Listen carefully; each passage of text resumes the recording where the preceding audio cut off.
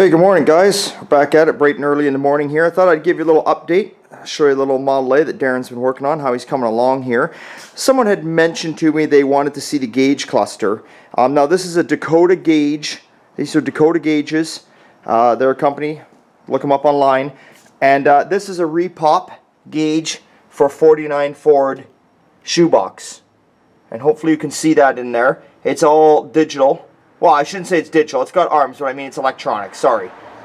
Anyway, so the owner of the car, he had cut the dash out to put that gauge cluster in. Now, of course, I think the person I was talking to said they had a stock gauge cluster. And to be quite honest, I think that'd look way cooler. Not that I'm ditching this guy's stuff. It's just I'm very old school. So I like old school looks. So that'll look pretty good. But you can see that Darren's got that mounted in there. He's got the ignition switch down there and the headlights down there. So he's working on stuff. If we go up top here, you can see he's got the wiper motor mounted in there, and he's had to do a little bit of slotting, a little bit of moving stuff around because the windshield pops open in this thing. So he had to mess around with that a bit. Like I say, he's got the oil. We put the oil filler on there, or the oil canister on there. Ran all the copper lines. The owner wanted copper lines. That's what we did. Now the owner did bring us all the red gas lines, which we've put on for him. You can see the panel up inside there that Darren made, that the fuse panel's mounted on. And you can see how neat and tidy, plus he's not quite done yet, but you can see how neat and tidy Darren is of wiring for everything. Even though the wiring harness comes labeled, a lot of people will just throw a harness in and shove it up underneath the dash and leave it. Darren takes a group of wires that belong to a certain area on the dash, like say for instance this is your gauges with your oil pressure, your temperature, your amps or volts or whatever. He puts them all in one little group. And then he goes on, he puts everything in groups, like maybe for instance that's probably maybe the headlight switch or something. However it works, he groups everything together, so if you ever have to get in here and look at it, it's not just a big collage of wires that you're trying to dig through. And that's awesome. Just like Darren put a fuse block panel down here, the owner wanted it so it was accessible. So Darren asked him, is it okay to mount it there? We put it there. Yes, the car has got a hood, so it'll be out of the weather. We put it down there, so if the owner ever wants to take the front end of this car apart, it's not really necessarily getting in there cutting wires. It's just a matter of unhooking stuff, or he can even hook stuff up to it. This panel does have a cover too, so it will be sealed up from the weather if there's any chance of water to get in there. He's got one of the headlights together, and you can see the orange glow in there. So obviously, we've mounted signal lights into the. Well, you can see here it is right here. The signal light is part of the light itself. So we've got all that done. So Darren's doing an awesome job. He's plugging away here. He's working away. You can see where he's put the solenoid. He's kind of hid the solenoid down under there, underneath the toe board or the floor pan down in there. If you see it back behind the head.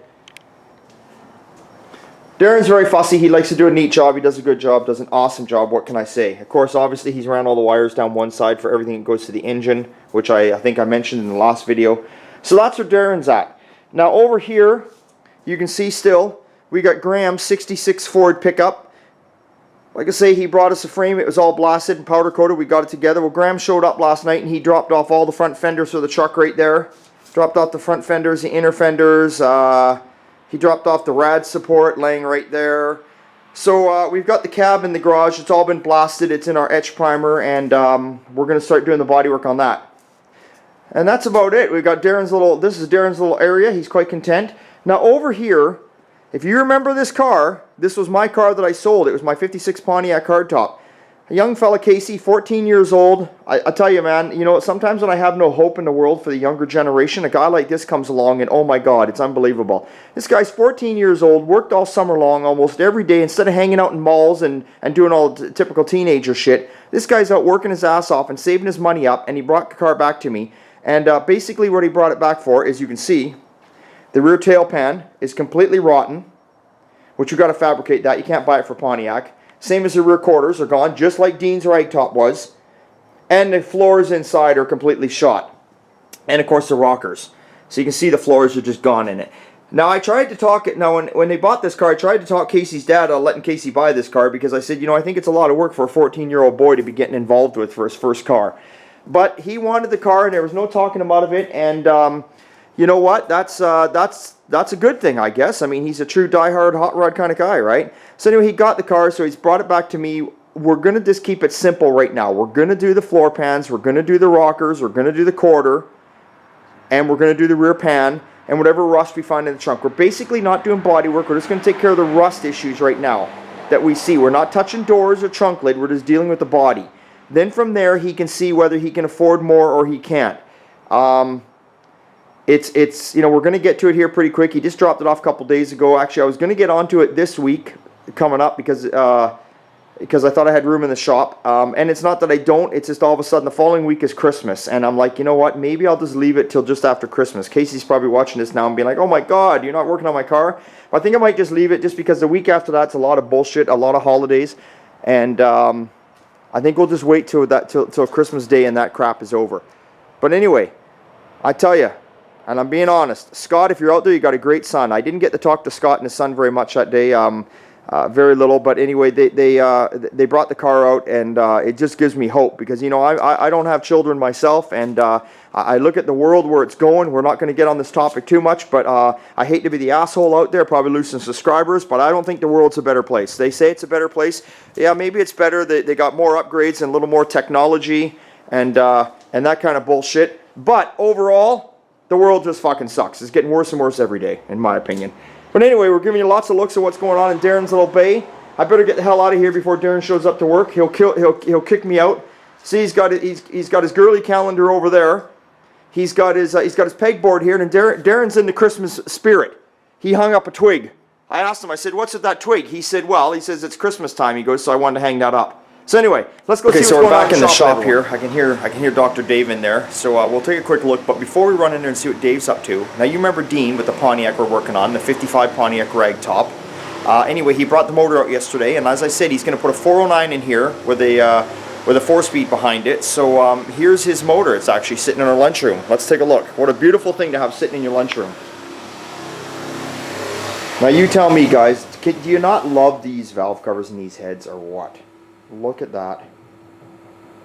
So anyway, I asked Dean what the story is on the motor. I didn't get the exact lowdown on it. We were kind of busy last night, but it's obviously it's a 409. It's probably got a mild cam in it. He figures it's probably 340 to 350 horse.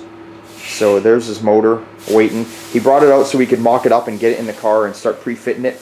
You know, obviously before we start getting too carried away with the front sheet metal. And of course there's the tranny right there. And I do believe it's a T10. I do believe they say on here somewhere. Yeah, it's a T10. It's T10 tranny. So she's all new, ready to go. It's got the nice shifter on there with the curve, so it should just fit right over the bench seat. Beautiful, beautiful, beautiful. So that's what's going on there. So let's go see what the doctor is up to. Let's go see what Dr. Dave's up to.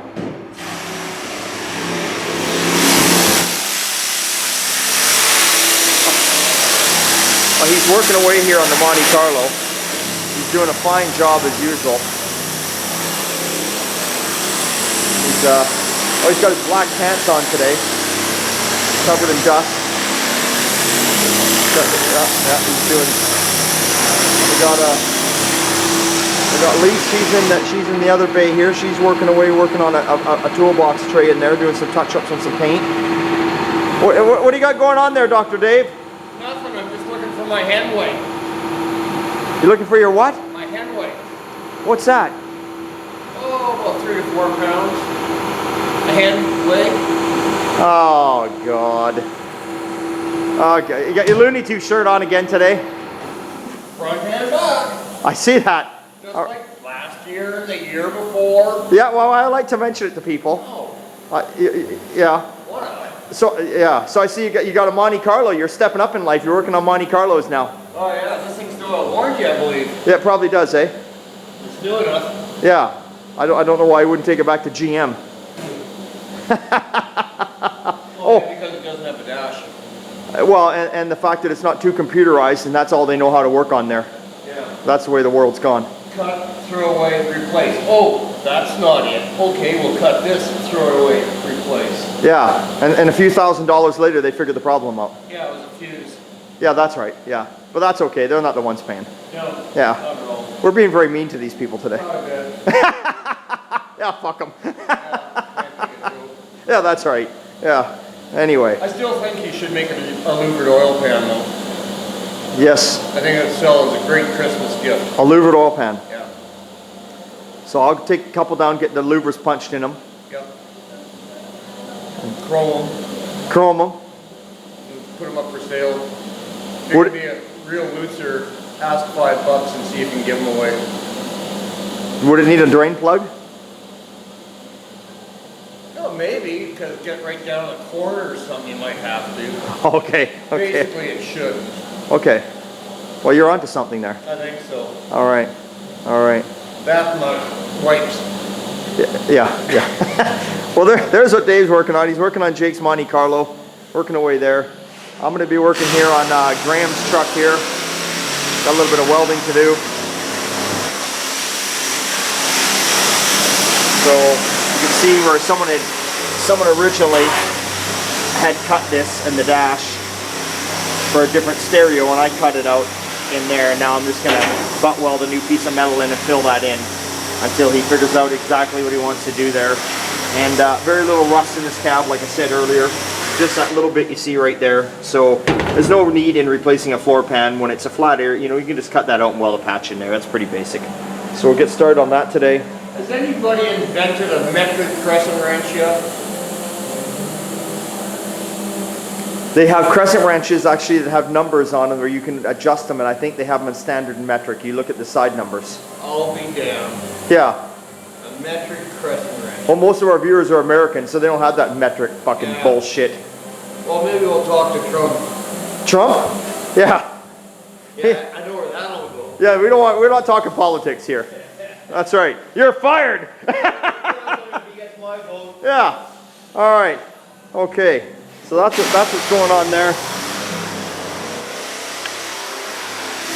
There's what's going on there today. So we're plugging away here, working away, and that's about it. So remember, guys, check out our website, oldtimegarage.ca, and obviously you already know about us on YouTube. Yes, shirts are coming. I have the shirts actually being printed up as we speak. There was a bit of a delay in the shirts, and I was hoping to get them here in time so we'd have them for Christmas, but it looks like they're going to show up maybe. They're probably going to be here next Friday, which will be the 18th for us. So keep your eyes posted. I'll do a video as soon as they come out. They're very cool. I think they're awesome. But that's just my opinion. And like I say, my opinion don't mean squat. That's it. So anyway, remember, it's always a good time at Old Time. We'll see you next time. Thanks everyone out there. And special thanks to my crew if they're watching. I never give them thanks. Dave, Lise, Darren. Thank you guys. Without you guys, it wouldn't be Old Time Garage. Okay, we'll see you next time.